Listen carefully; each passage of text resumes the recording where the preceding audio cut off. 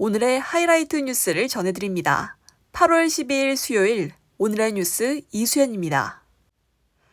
영남과 경남 지역이 가뭄 심각 단계에 이르렀습니다.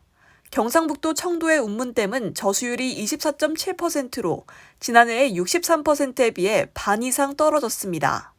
가뭄 심각 단계로 대구와 경산으로 공급하는 생활용수와 공업용수 공급을 줄였습니다.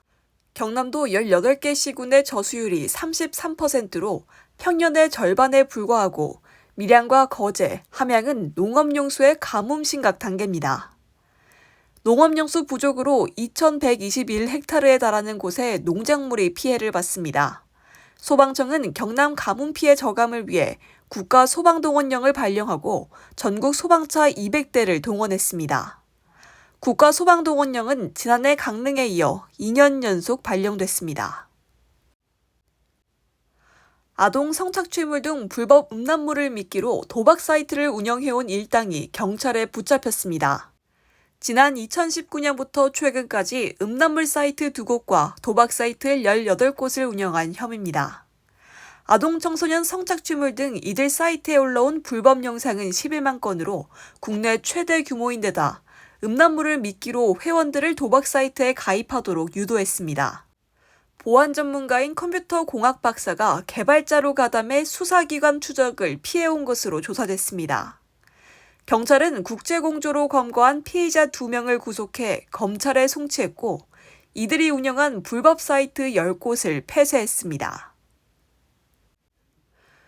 이재명 대통령이 미셸 스틸 주한 미국 대사를 처음으로 만났습니다.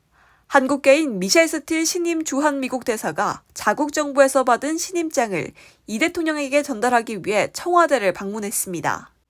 환남에서 이 대통령은 한국 문화와 사회에 깊은 이해를 가진 스틸 대사가 한미동맹의 든든한 가교 역할을 해줄 것으로 기대한다고 말했습니다.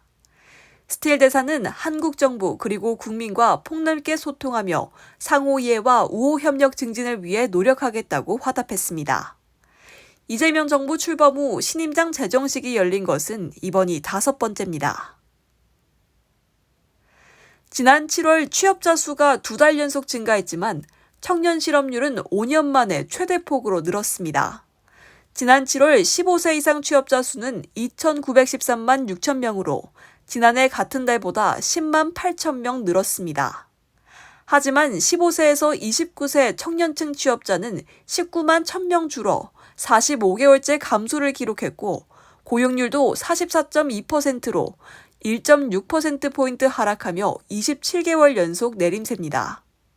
청년 실업률도 6.8%로 1.3%포인트 올랐는데 이는 5년 7개월 만에 가장 큰 폭의 상승입니다.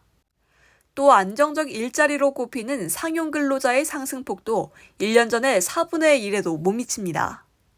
국가데이터처는 반도체 호황이 고용까지로 이어지지 않았다며 청년층의 고용 상황이나 여건들이 과거에 비해서 녹록지 않다고 설명했습니다.